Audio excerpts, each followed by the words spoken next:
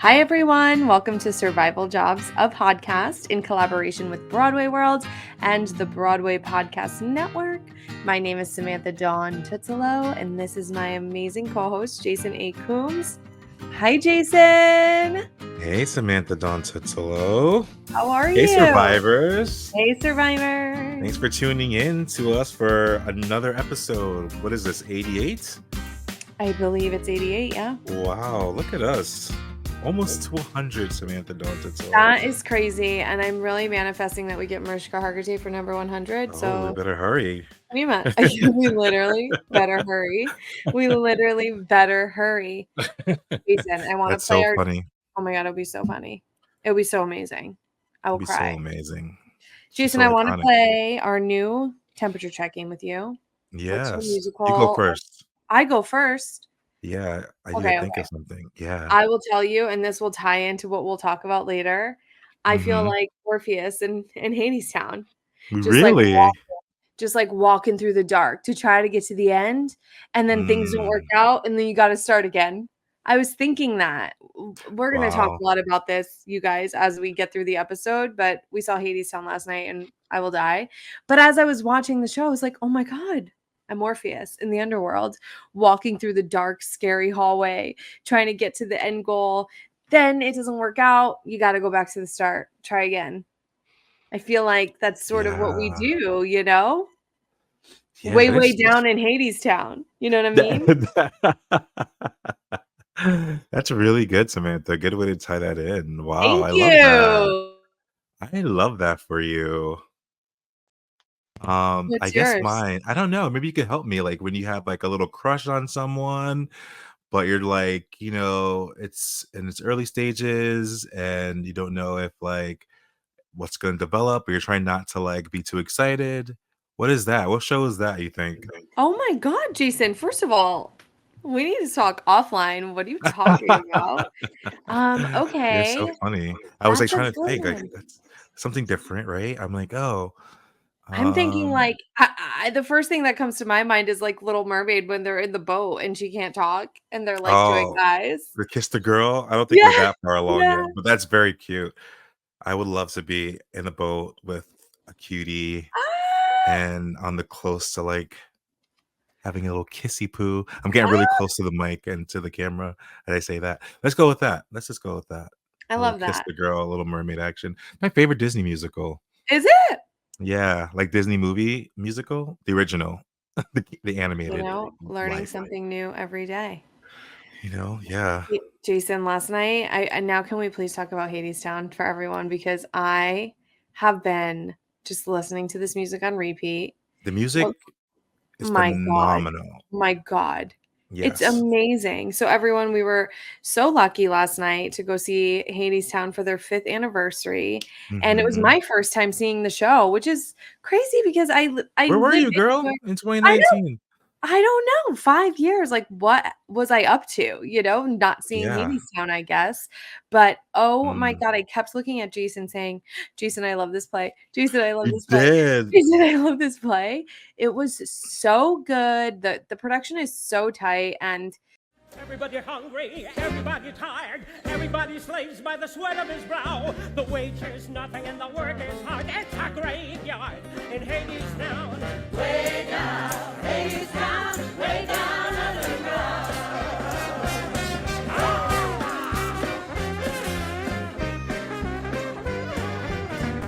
It's so symbolic of real life, as you just heard me compare, you know, me as Orpheus walking through the dark tunnel and starting over.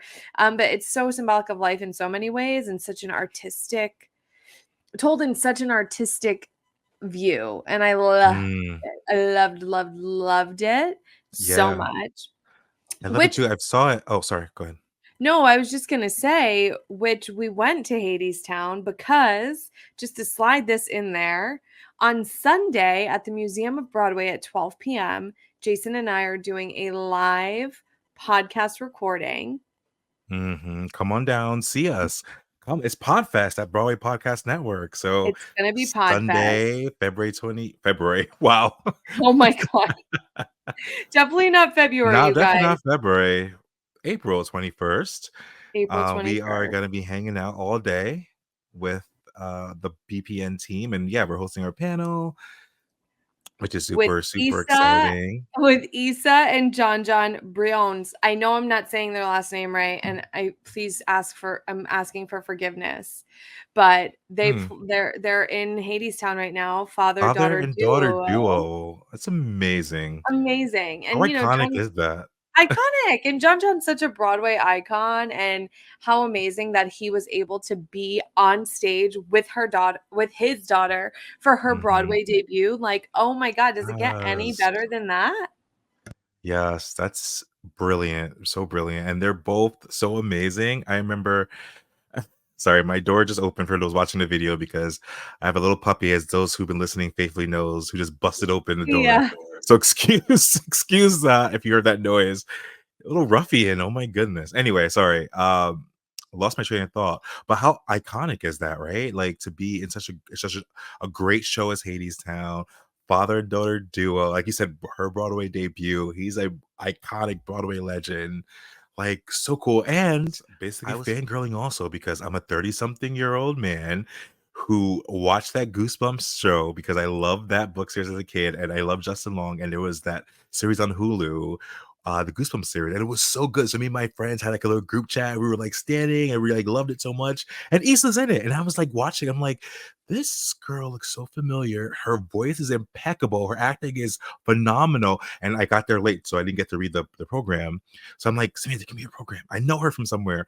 And I realized she's from Goosebumps, and I was like, fangirl even harder. And she's so sweet. She's Besides so being sweet. incredibly talented, So wickedly talented. talented, she's so sweet. I'm so excited to speak with her on Sunday. Even Yeah. more. So in conclusion, we love Hadestown, We and come see us at love the Museum of Hadestown. Broadway on Sunday with John and Issa. It's gonna be a good chat. Yeah, and you get But to meet Chase us. Yeah. Get to hang out Hello? with us. Hello, also, we're Oh cool. my god. We'll take Uh, some pictures with you, promise. promise, promise. We'll come in full hair and You makeup, know what you're ready. wearing, Samantha? Are you No ready? clue. No No clue. clue. My brain I don't even know. I have no idea where I am right now. Literally, You literally, know what I mean? same. Literally You know what I same. mean? Literally Um, same. Jason, before we talk about the episode today, last night was also so special for us, and it ties into our show in such a crazy full circle moment. So, you guys, we were also invited to the 5-year anniversary party after the show. And I sent Mhm. Jason the invite, and we're like planning, and he's like, "Oh my God, Samantha, this party is at the Highline Ballroom. It's now called something else. Racket. Racket Racket, NYC. Racket. Yeah, whatever." I didn't even clock the address. So it was so beautiful for us to Mm. be like walking this path, a path that we walked many times to go to our Hustling. survival job. Hustling off that E train. Yeah, because we're always late, both of us. Yes. And then, Hustling. yeah, and we're just at this venue now because of the show we made and because of the people we interview and Mhm. this brand that we've created together about survival jobs, going back to literally where it all began at our survival job. And yeah, granted, it's Yes. not the same venue. It's owned by different owners. It's the same idea. It looks exactly the same. Like Just we a were little bit going, nicer, to be honest. yeah, a lot nicer. We were like, oh my God, that's the same wall. Oh my God, on these stairs, this happened. It was really awesome. It So was wild. I was, like, what a testing our beautiful friend day. Demi, like, sending her videos and pictures, like, the whole night because I'm like, we have so many memories there, right? And so many experiences, and just it was such an interesting time, right? I think back to that time, and of course, you're like a struggling actor, still actor, still struggling actor, but in a different kind of place, right? And just remembering back to those days of like going to acting class and then running to Highline, and then doing photo shoots on the side. 'Cause I do photography randomly sometimes, and like going there and like putting my bag in there and going back out with the camera and taking photos of my friends. Like that was like my home base while I was doing photography. There's like a lot of memories of that area. Anyway, Sure are love so that many for us. memories. Yeah, it was really cool. Um, okay, amazing. So we have an amazing guest today, by the way. Yes. So you guys know we did fangirl over Tommy a few weeks ago because we couldn't even wait to talk about it until this episode. Yes. But we're Yes. huge Tommy fangirls. Hello. We both loved that theater like Oh my God, we have to come back. I do need to bring my mom ASAP. She'll love it. Dawn, you'll love Tommy, Dawn. Dawn, you will love the Who's Tommy. And one of my friends for years, Alex Matteo, which is what I've called her, but you guys will hear us talk about the last name, the way the last name is pronounced in the episode. Is so amazing in the show. And after the show, I said, Alex, are you okay? You literally never leave the stage. Never. You're sliding around. You're getting picked up. You're Thrown. picking children up. You're just dancing for the gods. And, you know, it was such a beautiful moment. I've seen her perform so many times, but this was so special, and she shines, you guys. This episode's amazing. She really is giving some great tips to anyone, you know, looking to live the life, especially in that dancer track, in that dancer mind, and how to take care of your body and still, you know, show up with full energy and the limbs healed. The limbs healed. Am I okay? You know what I'm You're trying to so say. funny. You Yeah, like, that was really cool yeah. to hear that perspective, right? Because I feel like I'm not a dancer. I feel like I'm not a dancer. I know I'm not a dancer, right? But so I don't have that kind of rigid kind of structure as far as like taking care of my body in a way of stretching and eating pasta for health, right? I eat pasta because it's fucking good and I'm a greedy ass motherfucker sometimes. But like, you know, you'll hear it in the show. And she's just so open and so kind and thoughtful. And she's on stage, like Samantha said, just living. So I'm Slaying. excited for people to say it. Slaying, living, slaying, Slaying. killing it. I'm a stan girl, fan girl, stan girl, whatever you want to call it. That's me. I'm part of the club forever now.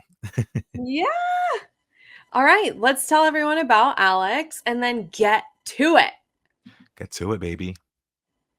I Should can, I start it off? yeah, you started off. Go. Sure. All right. Live. I'm living like Alex. Listen. Alex is a graduate of the Boston Conservatory. Past Broadway credits include Mrs. Doubtfire, Hello, A Bronx Tale, Annie. National tours include Dirty Dancing, Anything Goes, and The Addams Family. Alex's TV and film credits include Tulsa King, she played Linda, and Jersey Boys Live, where she played Mary Delgado. Be sure to follow her out. Be sure to follow her on social media at Alexandra Matteo, aka Alexandra Matteo, and go see the Who's Tommy immediately. You won't Get regret tickets it. today. Today. Enjoy this episode. See you at Podfest at the Museum of This Broadway weekend, on y'all. Sunday, the 21st. We're in the 12 p.m. slot as survival jobs, and then we're in the 2 p.m. slot getting interviewed by our boy Robert Bannon for the roundtable. See you Love it. soon. Love it. Bye. Bye. Enjoy. Hi, Alex. Welcome to Survival Jobs, a podcast. I feel like this has been years in the making. When Jason and I started this podcast, you were on our like original list of like dream guests we got to get, like get her. And we're here. So welcome. Yay. Thank you for having me. And thank you for making the time while you're just like killing it, doing backflips, getting lifted, picking up children and Tommy. Killing Literally. it. Never Killing leaving it in the Tommy. stage. Killing it. Thank you. It's exhausting. Listen, we do have questions about that because I was exhausted for you. I was like, what a queen icon. How is she doing this? But first, we're here to talk about obviously survival jobs. So before we talk about your amazing Broadway career and this amazing production, do you have a survival job that you had before you were killing it on Broadway that was like a good one, that was not like so miserable, a favorite? Yes. Well, favorite is like but I was good at it and I made decent money. So there was like a time where I basically was like, I don't want to tour anymore. I just want to be on Broadway. I don't want to have to go back on the road. I had just like broken up with like really toxic ex. And so I started teaching SLT, which have you taken SLT? No. It's like It's like Pilates on crack. It's like Oh. crazy. It's like you're in a plank for like an hour, like an hour straight, just doing random like Oh, plank no. moves for an hour with like a 30-second break here or a 10-second break here. And like everyone hated it when I taught it because in order to like get certified for it, you have to like teach a certain number of like practice classes and like they're free for your friends, but you have to like get your friends to come. And like Bly and Katie and Whitney were just like, absolutely not. Under no circumstances will I be doing this. It was awful. In New But then York, you like taught it?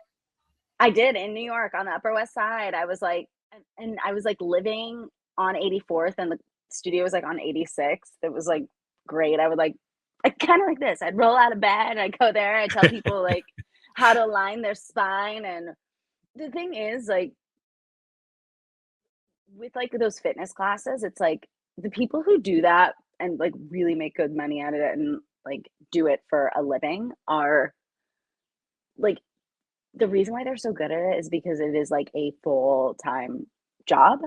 So like you're teaching, 3 to 4 classes a day, like 5 days a week, and more than anything, it Yeah. like wrecks your fucking voice because you talk the whole time. Oh my gosh. And then you have to make up these it's like so much work. I'm like, I don't want to do that. But it was like a great place to work. The people were great. You got free like workout classes. Which is great, but I don't really like working out is the thing. So Literally. but it was good. It was like good people. I got to guest people in. It was fun. I did it for a little bit of time. It was a good time. So the problem is with like it's hard because like in this profession, it's like the transitory nature of it, like the fun survival jobs usually like because they know that you leave every like however many months to go for like 3 months to The next work thing, in yeah. Chicago and do West Side Story or whatever. And they're like, no. But it was good. I liked it. How about if we flip it and reverse it? Do you have a job that was so terrible that you're like even thinking about it makes your skin crawl? Mm. Um, so I've only had 2 like quote unquote survival jobs. Um, and one of them was working at ABC Kitchen with Joshua Pemberton. Shout out to Josh. You know what? I will say Josh does listen. A lot of the Does he? people yeah, so I'll probably listen to this one. shout out Josh. I don't know if we were even there at the same time because he was doing hosting and I was training to be a server. Which oh my God, that's I don't want to do that. Yeah, girl. Hard work. We always say Especially in everyone New should work. York. Especially in New York. Yeah. Oh my God. It's like, woof. So I was doing that. It was like my last day of training before I would get to be on the floor, like by myself. I had done like, and it's like an excessive amount of training for like a decent restaurant in New York. So I think it was like 3 weeks or something. Oh wow. Of And then training? of like training. Oh, My gosh. I'm sure I did not I was not working like a full-time schedule. I'm sure I was like a few days here, a few days there.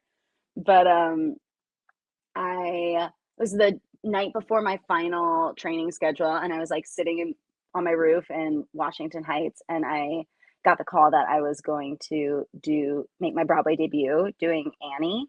So I never had to actually finish it. I like emailed them immediately. I was like, not coming in. Sorry.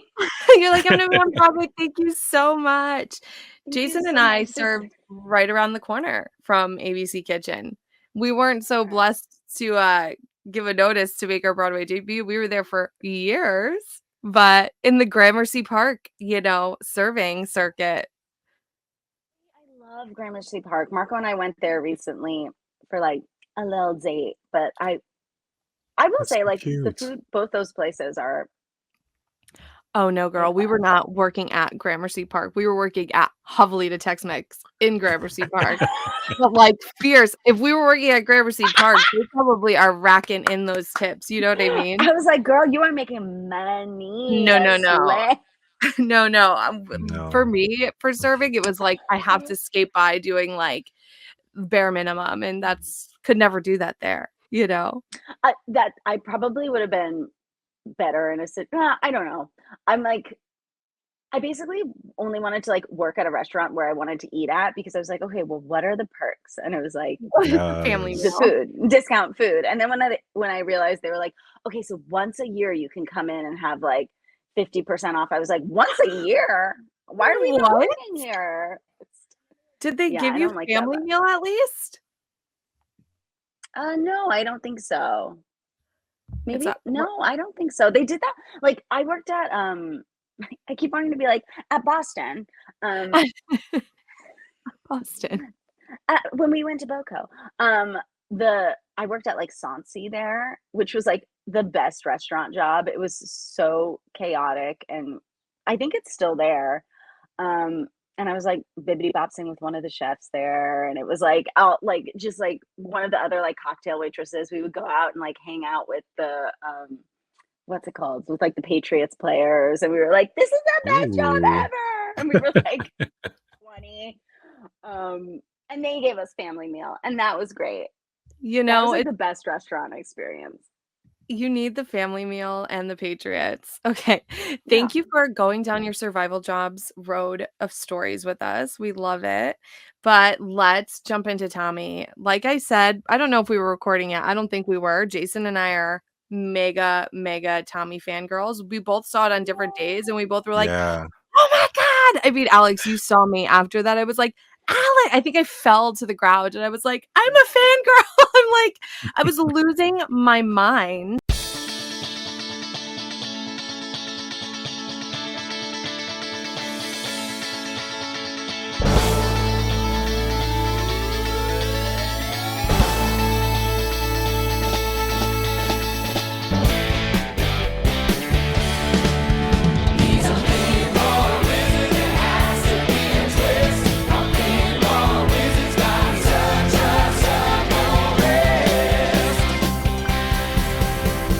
About this production. I think it is so amazing, and everybody needs to buy tickets and run and go see it now.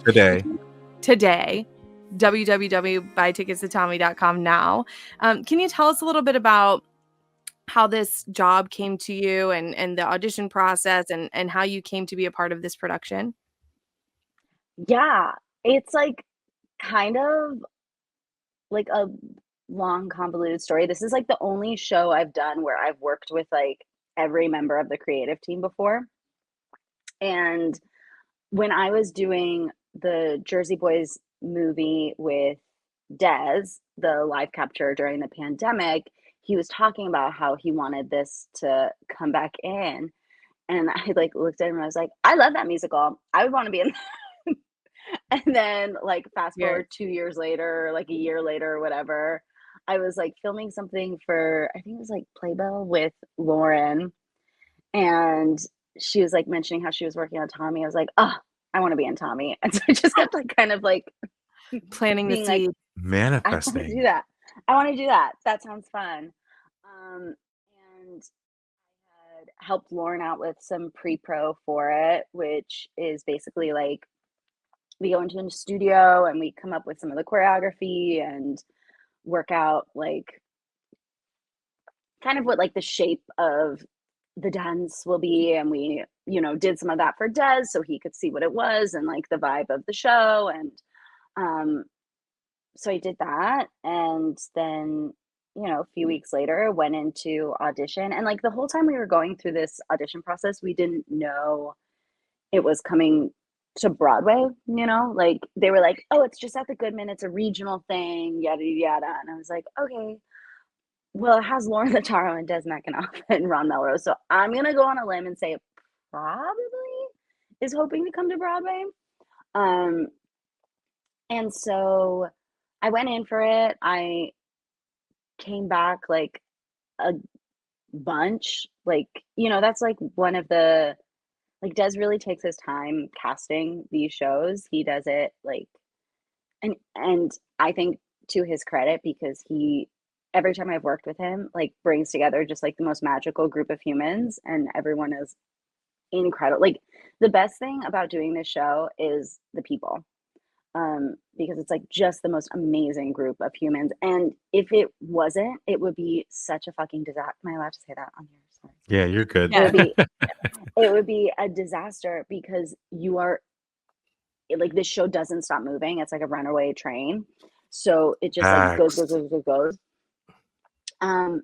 So yeah, so I went in a bunch of times, and then they called me during my Christmas break. I was home with my family in Washington, and I got a call saying that I was gonna be in it, and I was gonna be an onstage track, which was really exciting, and I'd be covering Sally Simpson, which is also like exciting. And then Yes. we went to Chicago and had the best time. It was so fun.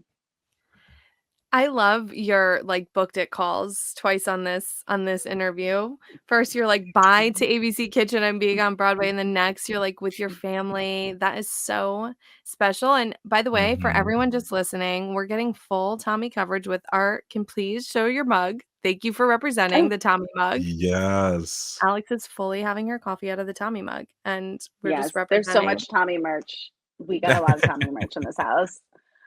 I Um, love that for you. yeah, and the calls never like.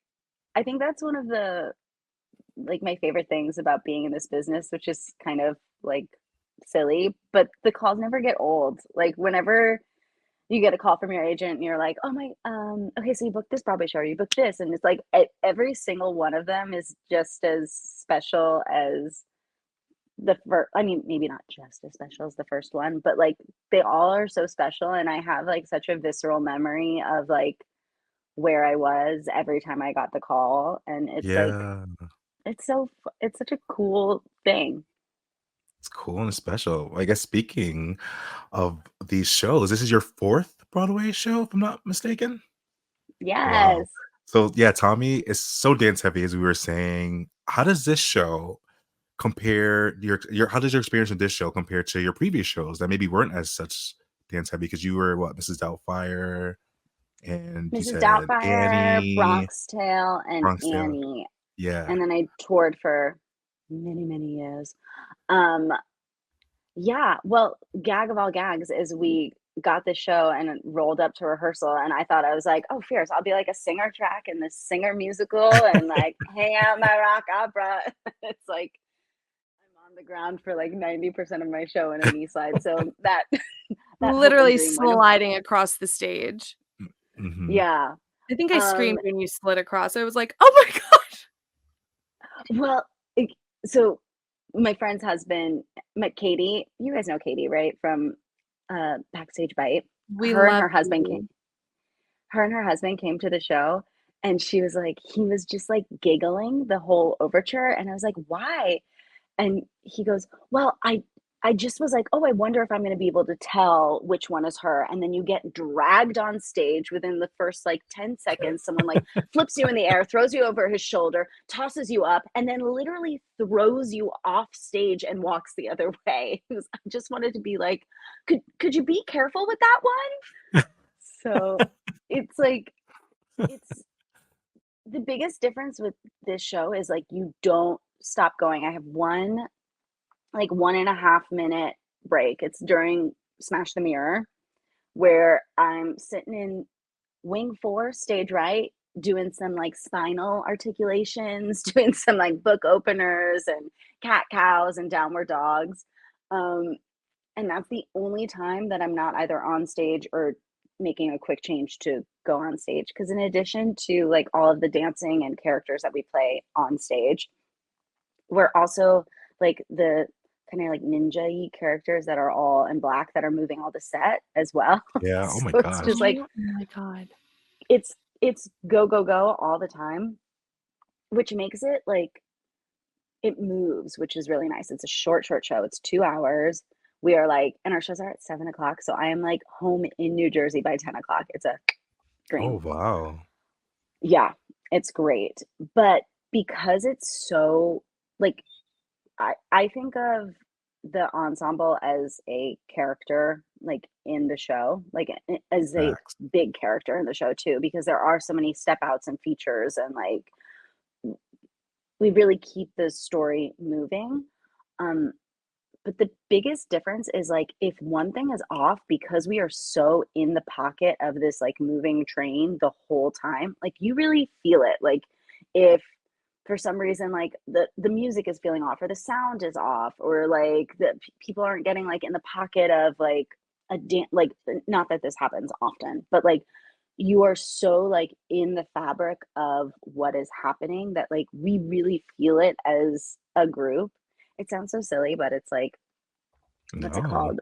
What was the like viewpoints where it's like just everything is like connected to something else and you're just like one little amoeba. Like Des uses this image of like starling birds where they're like tiny tiny little birds and they all like move together, and when you see it move you like your brain registers it as one thing, but it's like 50 things moving as one, and that's Yeah. really like how this show feels. So it's incredibly rewarding. The choreography is really hard, mostly because it's so aerobic.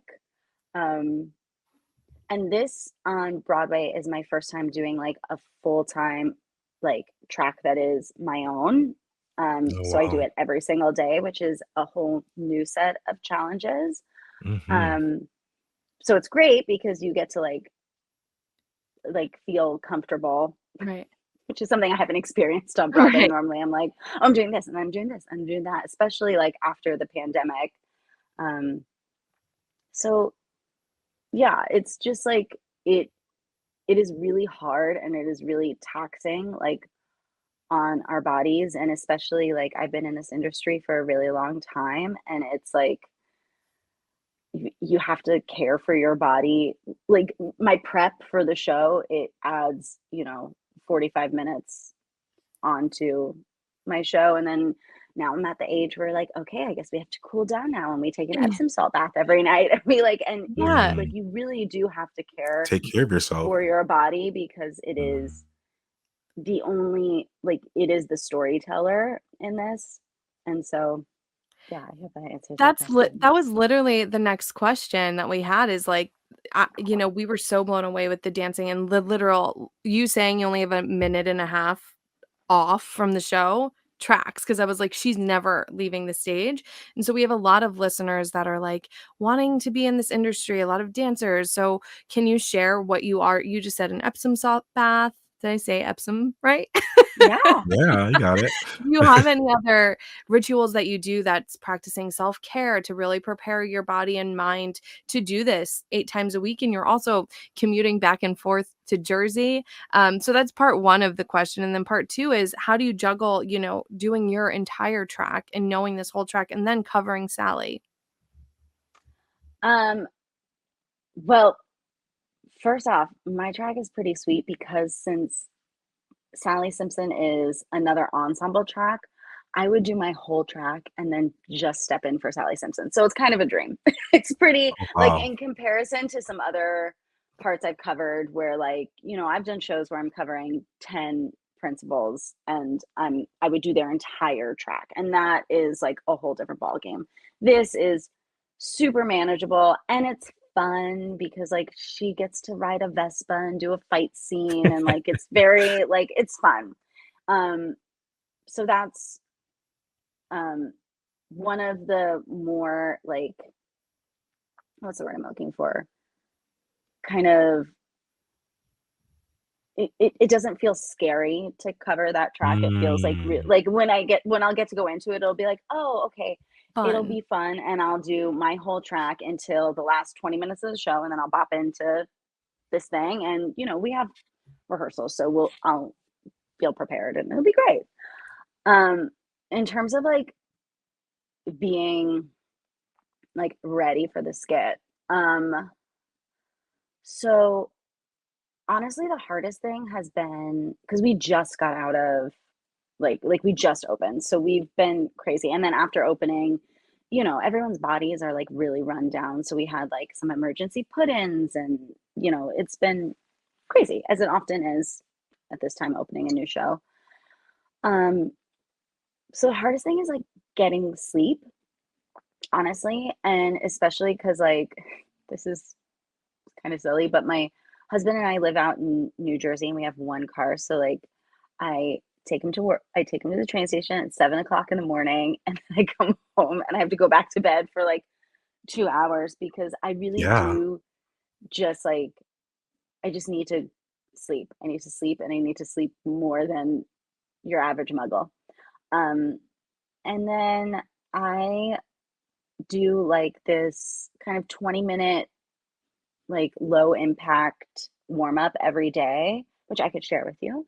Um, and it's like a lot of, you start with like book openers and then you do windshield wipers and like cat cows. And then by the end of it, you're doing like a bunch of sun salutations with like planks and, you know, like a little bit more to get your heart rate up. But it's very, very gentle. And it's like, I do it every day. I foam roll 2 times a day. I do like, it's like a lot of work on my legs and my hips and my low back. Um, just to make sure that like this is sustainable because it kind of started to hit like this week where we're like, okay, we're going to do this every day for a year, which is like a lot. Yeah. Hopefully for longer than a 8 year. times a week. Yes. So there's that. It's like little things where like I sit on a heating pad when I do my makeup so that my quads stay or my hamstrings stay warm.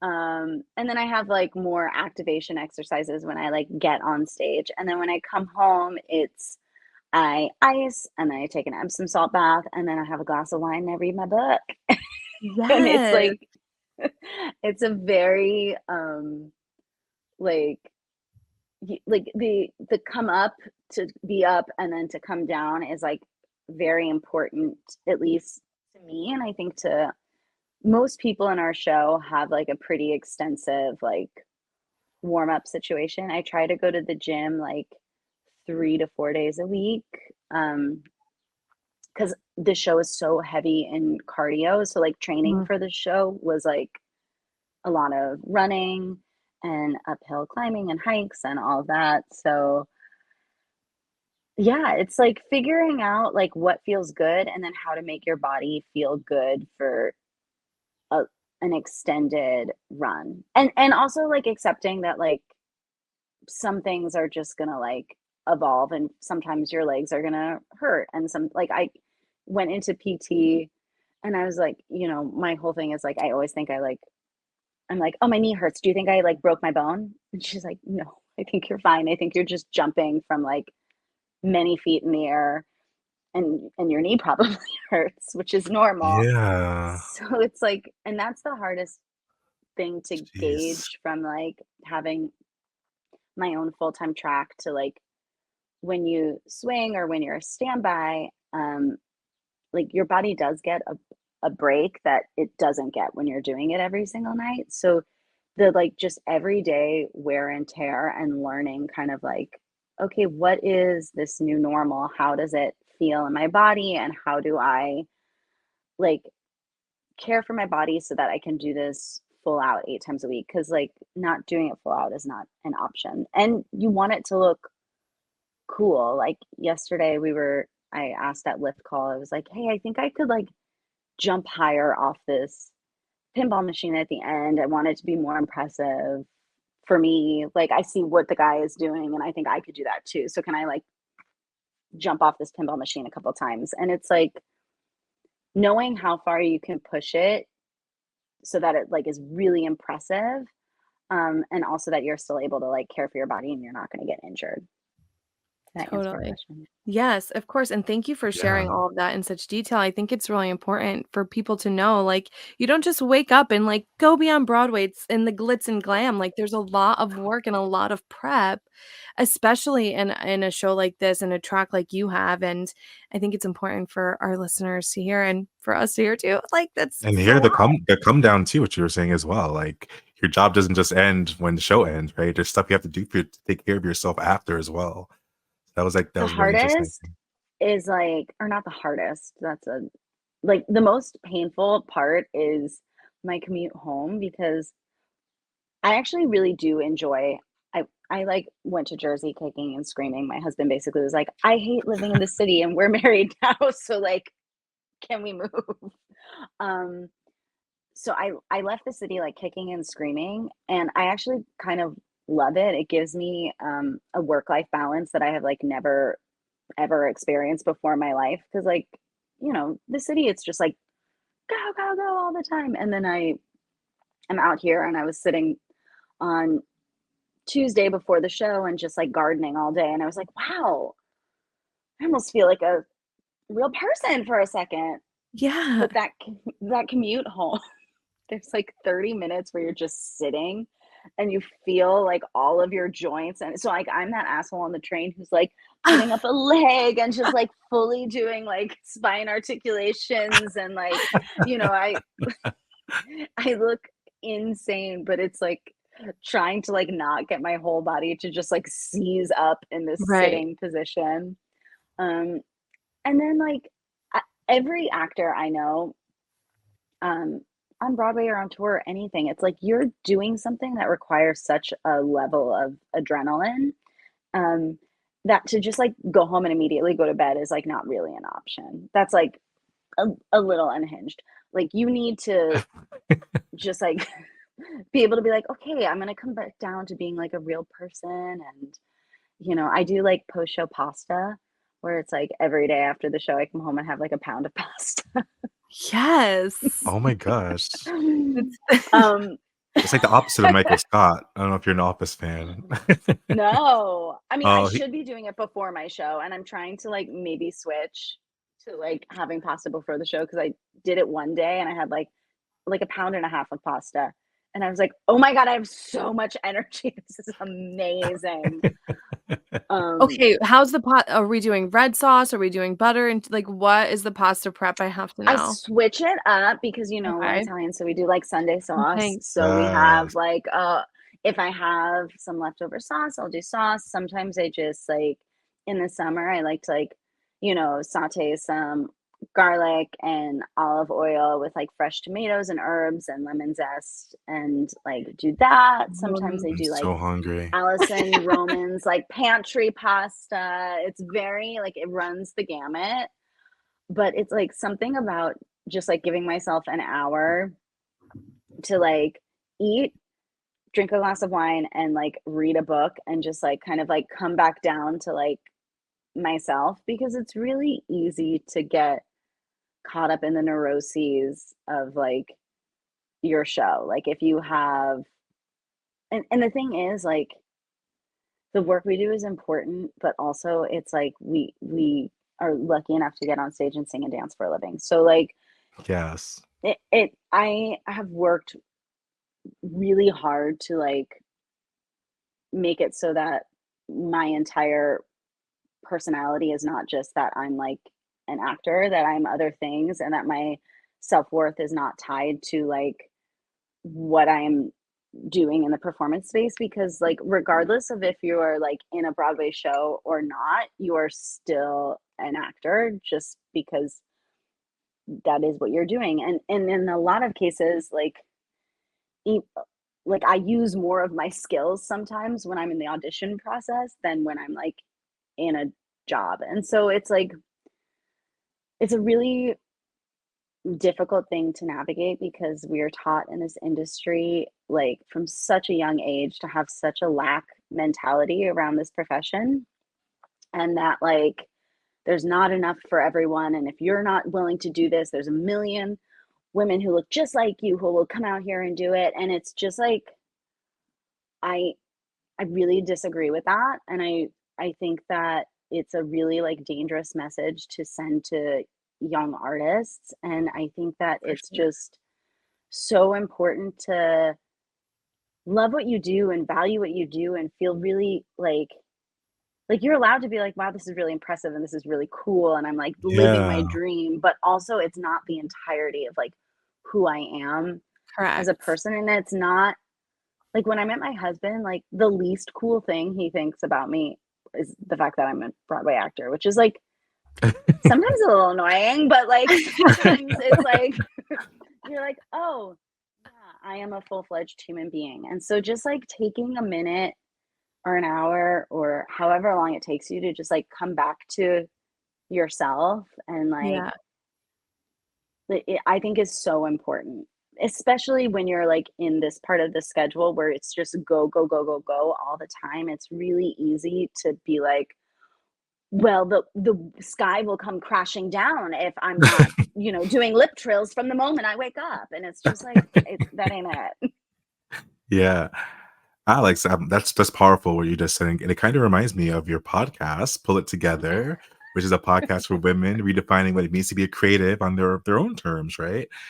And Yes. you also talking about reading right after you on your come down experience after the show.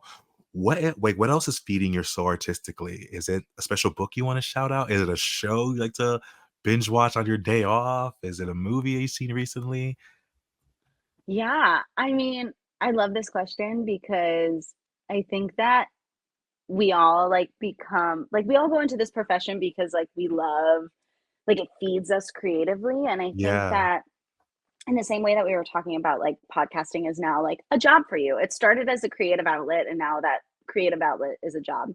So I think that and it can still be like creative, but there is like this switch that happens when your creative passion pursuits are no longer like feeling super creative because they are tied to a job, if that makes sense. Yeah. So I think it's so important to like find things that are not tied to an ROI, that just kind of light you up. And so for me, that's I do like a Substack newsletter for like traveling. Basically, I do a lot of travel and hiking and like backpacking with my husband, and we take film uh film photography, film photographs of like us on kind of these like amazing epic hikes.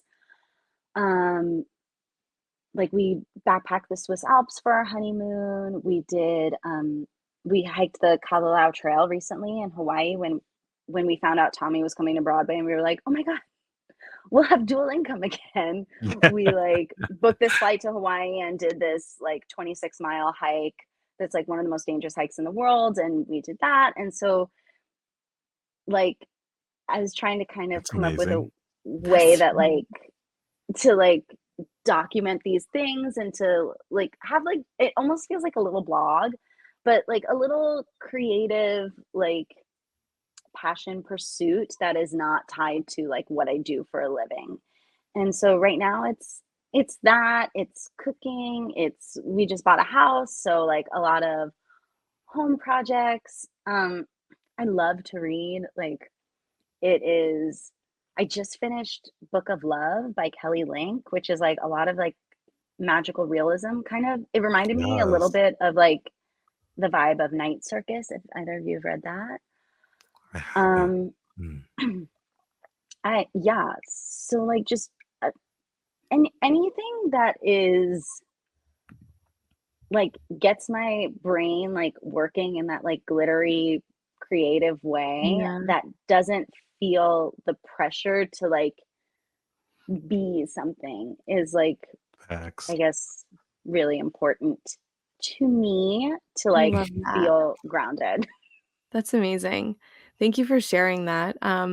You've been so amazing, just basically already giving so much advice to everyone just by answering the questions. We are wrapping up the interview, and we do always end with a quick fun game just to bring it back to being silly and light. Great. But do you have any advice for anyone who might be listening, who might be feeling stuck in their survival job, but like craving a life as an artist?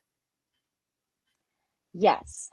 Um, I think that number one, like do something that just like lights you up and makes you feel good. And it doesn't have to be like that's kind of where my podcast was like born from, where I was feeling like not very creatively fulfilled. Mm. And just because you try new things doesn't mean that you're like giving up on something else. I think sometimes we can feel like we're cheating on our art if we have other interests, and we're not. Like, I think it's very brave to have other interests and to, like, kind of explore those, and if anything, it makes us a better performer, and I think, like, because we're taught, like, from such a young age, like, if you can do anything else, do it. And then you have, like, this generation of people who are, like, anxiety ridden and terrified to, like, have any other loves, and it's like, that's not really fair. So, I think if you're Preach. feeling stuck, just find anything that, like, makes you feel lit up, because it doesn't have to be going to a dance class. That can be really intimidating. Like, for me, if I'm feeling bad about being a dancer, the last thing I wanna do is go do, like, a spotlight dance class, you know? Like, that is not gonna make Yeah. me feel really good. Maybe I just wanna, like, watch some Ina Garten videos and make a pot roast, you know? Like, and that is creative too, and that is, like, gonna nourish that part of your soul that is, like, feeling neglected, and once you start caring for, ooh, like, that little kid, that little part of you, like, the Oh, other part will fall into place, because you, like, I don't wanna say, like, oh, people can, like, feel desperation, because it sounds, like, kind of condescending, but, like, you can feel when things are not feeling in flow, and mhm. other people can feel when things are not feeling in flow, and usually it's just, like, you have to reconnect with the the joy and the part of yourself, like, that is an artist and a creative and a human being outside of being, like, a Broadway dancer, you know? Amazing. Um, yeah, did that answer the question? Yes, that was beautiful. Thank you so much. Like, I feel like Jason and I love our show so much because when we ask that question, we feel like we need to hear it too. So, thank you so much. In conclusion, everyone run and go see Tommy. So, Yes! to end this interview, like I said, we always end on a quick fun game. Since Tommy is a Broadway revival, we thought we'd throw some Broadway revival trivia to you. Oh my god, I'm gonna fail. I'm, like, the worst Broadway. No, I think it's pretty they're pretty good ones. They're pretty easy. If it's not, Thank you. I'll write you in the comments the answer. No, no, no, I can do it. I love games. I'm Okay, just really bad. it's quick. I think you'll get it. All right, Yeah. Jay, you wanna I'll take take that the first first one. one? Sure. Okay. This Broadway revival was featured in the 2023 season and featured Tony-nominated performances from Sarah Bareilles and Brian Darcy James. And remember, Knew it. no one is alone in this revival. Name that revival. Okay, Into the Woods. Yes. Ah, One yay. for one. 1 out of Got this, 1. girl. Okay, next. In 2009, this revival ran longer than its original production, which was on in 1957. Karen Olivo won a Tony Award for the 2009 revival for her performance. Name that revival. America. A hint is that there are 2 groups of people, and one of the groups' name West is Side Story, West Side Story, West Side Story. correct. Ding, ding, Correct. ding. Congrats. 2 for 2. 2 for 2. And let me tell you, and the original West Side Story production ran for 732 performances, and the revival ran for 748 performances. There's a fun fact. That's not 732. How much? Like, that's. I feel like it Like- should be longer. That's what I thought as well. I Because got that's that, like not years. even 2 years. I got that fact if you from think, like- Playgirl.com, so I'm not sure. But that is what the facts were. Okay. I think shows in general were like ran shorter back in the day. Yeah, but even the 2009 revival, I thought that was like a big ol' hit. Could have still It been. was. I remember seeing that. I saw that front row. I got rush tickets at the Palace Wow. Theater. You know, we love a rush ticket. Okay, you're killing the game. Next question. This current Broadway revival opened in 1996 and is still going strong. In 2002, there's a movie adaptation of the musical that was largely reviewed brilliantly. And on June 25th, 2022, this revival played its 10,000th performance. Name that revival. Yeah. What'd you say? A revival that's been Yeah. running forever? I mean, part of me wants to say Chicago, but Correct. Ding, ding, ding.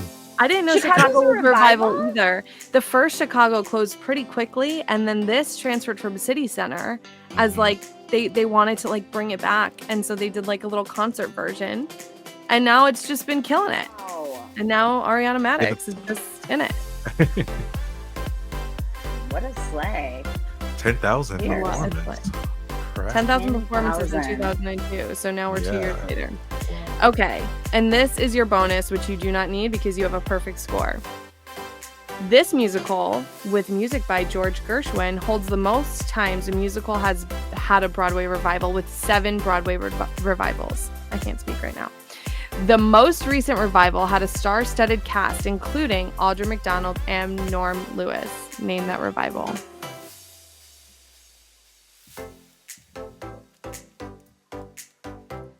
Oh my God, I'm going to be really bad at this. It goes like this. It goes like something and something.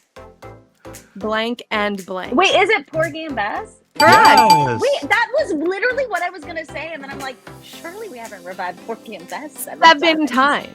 It's the most revived musical. 7 times. And the most recent was 2000. What did I just say? 9? You didn't just say a year. I didn't say the year, but I think it was 2012. I said 9, but I do think it was 2012. Wow. Congratulations. Okay.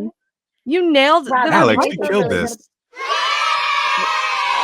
So for the red carpet for Tommy opening, you play a lot of games, and I did not know that. And a lot of them are like musical theater games, and I am horrifying at it. I was like mortified. I was like, I don't know who any of those people are.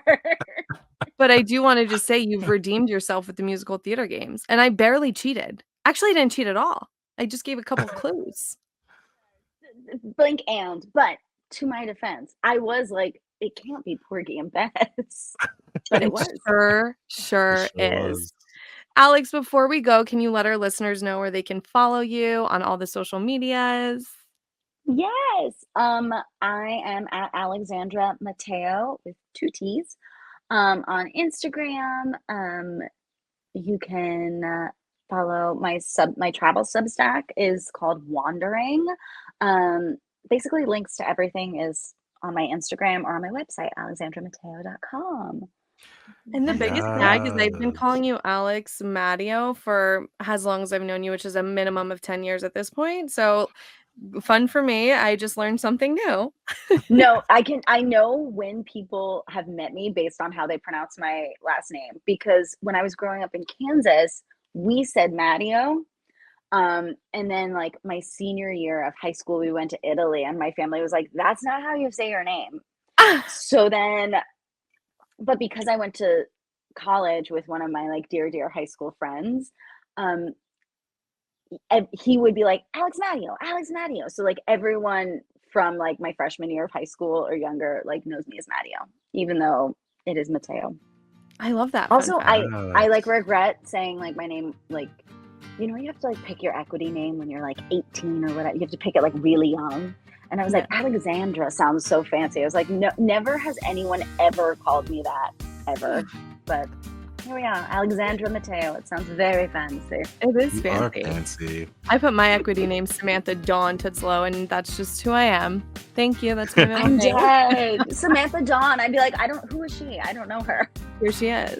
It's Sammy Tutts. Sammy Tutts. Sammy should Tutts. be her. That should be it. Maybe I can switch it. And if Do you it. guys I are support that. listening because you're an Alexandra Matteo fan, and this is your first time listening to Survival Jobs, go follow us at Survival Jobs Pod on Instagram and Twitter and TikTok, at Survival Jobs a Podcast on Facebook. Shoot us an email at survivaljobspod@gmail.com.